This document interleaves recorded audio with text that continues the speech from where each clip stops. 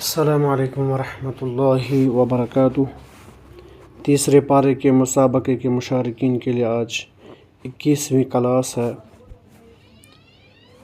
آج ہمیں آیت نمبر 35 سے آگے کا مطالعہ کرنا ہے۔ سورۃ البقرہ اور سورۃ آل عمران کی سورہ آل عمران کی 34 آیات کا مطالعہ ہو چکا ہے، آج 35 سے ہے۔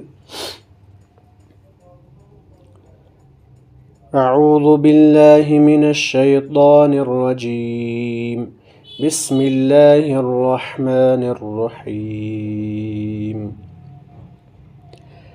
اذ قالت امرأة عمران رب انی نذرت لك ما في بطنی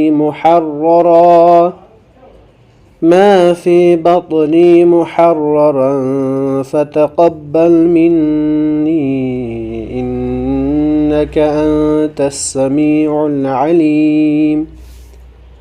فلما وضعتها قالت رب إني وضعتها أنثى والله أعلم بما وضعت وليس الذكر كالأنثى وإني سميتها مريم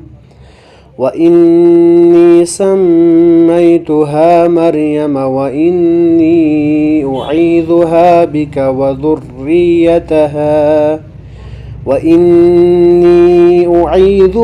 بك وذريتها من الشيطان الرجيم فتقبلها ربها بقبول حسن وأنبتها نباتا حسنا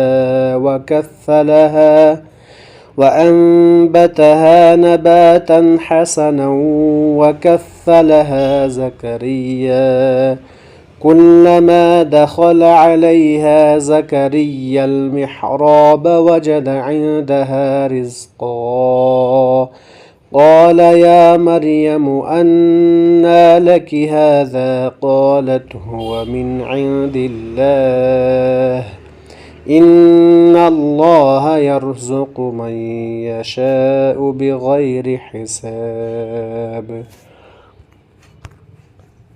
هنالك دعا زكريا ربه قال رب هب لي من لدنك ذرية طيبة إنك سميع الدعاء فنادته الملائكة وهو قائم يصلي في المحراب أن الله يبشرك بيحيى مصدقا بكلمة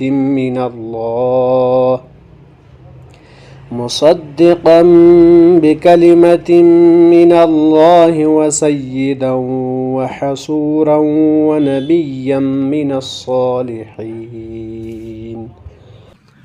اللہ تعالیٰ بیان فرماتے ہیں، اذ قالت امرأة عمران، جب عمران کی بیوی نے کہا، رب انی نذرت لک ما فی بطنی محررا، اے میرے رب، میرے پیٹ میں جو کچھ ہے اس سے میں نے تیرے نام آزاد کرنے کی نظر مانی ہے۔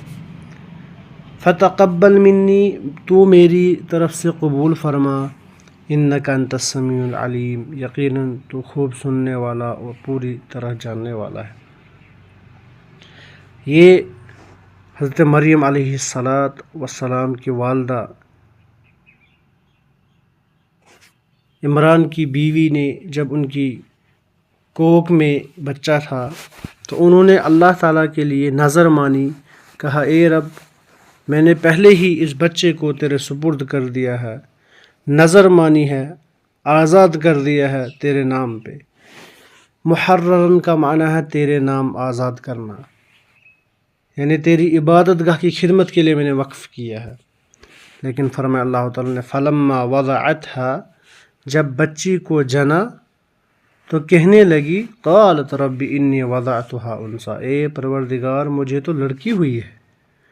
واللہ اعلم بما وضعت، اللہ کو خوب معلوم ہے کہ کیا اولاد ہوئی ہے، یعنی لڑکا لڑکی، لڑکا ہوا ہے یا لڑکی۔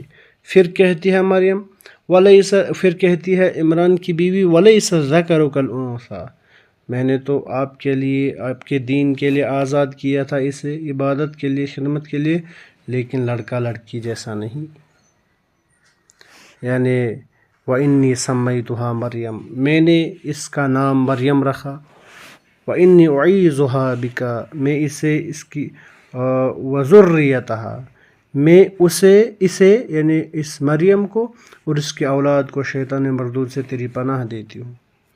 مفسر رحمہ اللہ بیان فرماتے ہیں اس جملے میں یعنی حسرت کا اظہار بھی ہے، یعنی اس آیا میں جو مریم کی ماں ہے وہ حسرت بھی کرتی ہے اور عذر بھی پیش کرتی ہے۔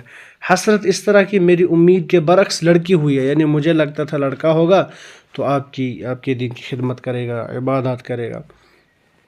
اب عذر کیا ہے؟ عذر کی نظر سے مقصود، اب مریم کہتی ہے میں نے نظر مانی تھی، لیکن نظر کا مقصد کیا تھا؟ تیری رضا کے لیے خدمت گار وقف کرنا تھا، اور یہ کام ایک مرد ہی زیادہ بہتر طریقے سے کر سکتا ہے۔ اب جو کچھ بھی ہے تو اسے جانتا ہے، یعنی یہ عذر کیا ہے کہ میرے ہاتھ میں نہیں ہے، تو بہتر جانتا ہے یہ چیز۔ حافظ ابن کثیر رحمہ اللہ نے اس سے اور حدیث نبوی سے استدلال کرتے ہوئے لکھا ہے کہ بچے کا نام ولادت کے پہلے روز رکھنا چاہیے، ٹھیک ہے، اور 7ویں دن نام رکھنے والے حدیث کو ضعیف قرار دے دیا ہے۔ لیکن حافظ ابن القیم رحمہ اللہ نے تمام احادیث پر بحث کر کے آخر میں لکھا کہ پہلے روز، تیسرے روز یا 7ویں روز نام رکھا جا سکتا ہے، اس مسئلے میں گنجائش۔ اللہ تعالیٰ نے یہ دعا قبول فرمائی ان کی، چنانچہ حدیث صحیح میں ہے جو بچہ بھی پیدا ہوتا ہے تو شیطان اس کو مس کرتا ہے، چھوتا ہے، جس سے وہ چیختا ہے، لیکن اللہ تعالیٰ نے اس مس سے، شیطان سے حضرت مریم علیہ السلام کو اور ان کے بیٹے حضرت عیسیٰ علیہ السلام کو محفوظ رکھا ہے۔ صحیح بخاری کتاب التفسیر۔ اس کے بعد فرماتے ہیں اللہ تعالیٰ مریم علیہ السلام کے بارے میں، پس اسے اس کے پروردگار نے اچھی طرح قبول فرمایا، یعنی جو مریم نے نظر مانی تھی اللہ تعالیٰ نے وہ قبول فرمایا، اسے بہترین پرورش دی، اس کی خیر خبر لینے والا زکریہ علیہ السلام کو بنایا۔ جب کبھی زکریہ علیہ السلام ان کے حجرے میں جاتے، ان کے پاس روزی رکھی ہوئی پاتے، وہ پوچھتے اے مریم یہ روزی تمہارے پاس کہاں سے آئی؟ وہ جواب دیتی یہ اللہ کے پاس سے ہے، بے شک اللہ تعالیٰ جسے چاہے بے شمار روزی دیتا ہے۔ فرمایا مفسر رحمہ اللہ نے حضرت زکریہ علیہ السلام حضرت مریم علیہ السلام کے خالو بھی تھے، ایک تو خالو تھے، اس لیے ان کی پرورش کی ذمہ داری انہیں سونپی۔ دوسری بات، علاوہ ازیں اپنے وقت کے پیغمبر ہونے کے لحاظ سے بھی وہی سب سے بہتر کفیل بن سکتے تھے، یعنی جس کا کوئی کفیل نہ ہو تو ولی بنتا ہے، اسی طرح سے جب پیغمبر وقت ہوتا ہے وہ کفیل یعنی زیادہ بہتر طریقے سے بن سکتے تھے، جو حضرت مریم علیہ السلام کی مادی ضروریات اور علمی و اخلاقی تربیت کے تقاضوں کا صحیح اہتمام کر سکتے تھے۔ اچھا، یہاں پر محراب سے مراد کیا ہے؟ جس میں حضرت مریم علیہ السلام رہائش پذیر تھی، وہ محراب ہے جس میں مریم رہتی تھی۔ رزق سے مراد پھل، یا یہ پھل ایک تو غیر موسمی ہوتے تھے، ٹھیک ہے، گرمی کے پھل سردی کے موسم میں اور سردی کے گرمی کے موسم میں ان کے کمرے میں موجود ہوتے۔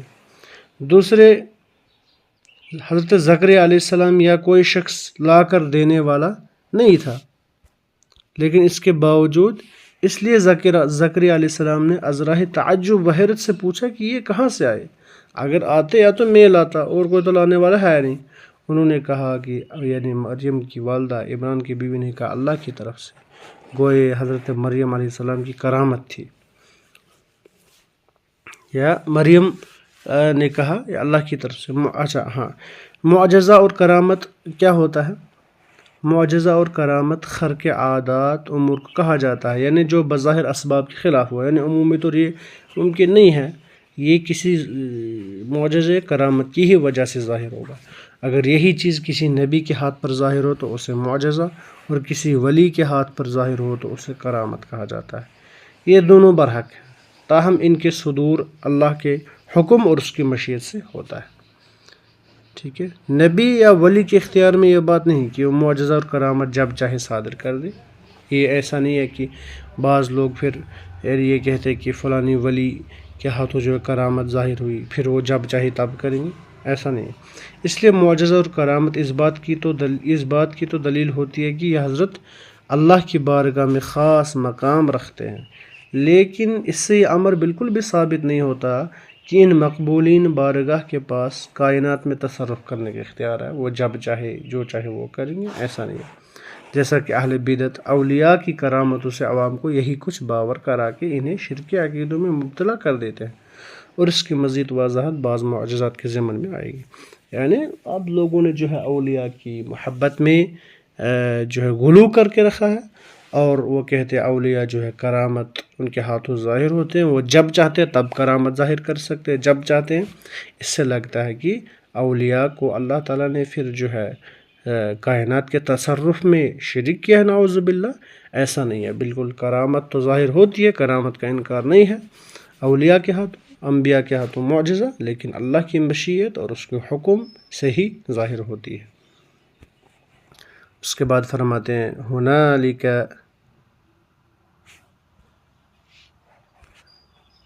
دعا زکریا ربہ،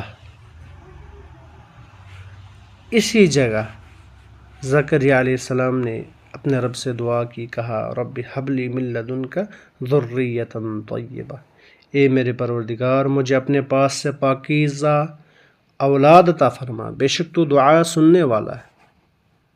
فنادتہ الملائکہ وہو قائم یصلی، بس فرشتوں نے انہیں آواز دی جب وہ حجرے میں کھڑے نماز پڑھ رہے تھے. یصلی فی المحراب، ان اللہ یبشرک بیحییٰ، کہ اللہ تعالیٰ تجھے یحییٰ کی یقینی خوشخبری دیتا ہے، مصدقا بکلمۃ من اللہ، اللہ تعالیٰ کے کلمے کی تصدیق کرنے والا ہوگا، وسیدا وحصورا ونبیا من الصالحین، سردار، ضابطۂ نفس اور نبی ہے، نیک لوگوں میں سے ہے. یعنی یحییٰ کی خوشخبری دی اس طرح سے اس کی خصوصیات کا ذکر کرتے ہوئے.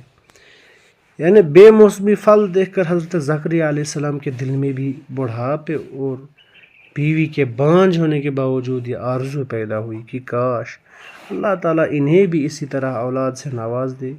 چنانچہ بے اختیار دعا کے لیے ہاتھ بارگاہ الہی میں اٹھ گئے، جسے اللہ تعالیٰ نے شرف قبولیت سے نوازا. اللہ تعالیٰ کے اب یہاں پر یحییٰ کی خصوصیت بیان کی، مصدقا بکلمۃ من اللہ، اللہ کی کلمے کی تصدیق. تو وہاں پر اللہ کے کلمے سے کیا مراد ہے؟ حضرت عیسیٰ علیہ السلام کی تصدیق ہے. گویا حضرت یحییٰ علیہ السلام حضرت عیسیٰ سے بڑے ہوئے، حضرت یحییٰ حضرت عیسیٰ سے بڑے ہوئے. ہاں، کیونکہ عیسیٰ مریم کے بیٹے تھے. اب مریم تو ابھی جو ہے اس کے پاس جب پھل پایا زکریا نے، تو زکریا نے اللہ تعالیٰ سے یحییٰ کی دعا کی. دونوں آپس میں خالہ زاد تھے، دونوں نے ایک دوسرے کی تائید کی. حصور کے معنی یہاں پر کیا ہے؟ گناہوں سے پاک، یعنی گناہوں کے قریب نہیں بھٹکنا. بعض نے اس کے معنی نامرد کے کیے ہیں، یعنی بعض نے کہا حصور کا معنی تھا نامرد، لیکن یہ صحیح نہیں ہے کیونکہ یہ ایک عیب ہے، جبکہ یہاں ان کا ذکر مدح اور فضیلت کے طور پر، یعنی یہاں پر ان کی خصوصیات اور فضیلت بیان کی جا رہی، تو عیب کہاں سے آ گیا؟ اس لیے یہاں پر یہی معنی ہے کہ یعنی گناہوں سے پاک. انشاءاللہ باقی دوسری کلاس میں دیکھتے ہیں. السلام علیکم ورحمۃ اللہ.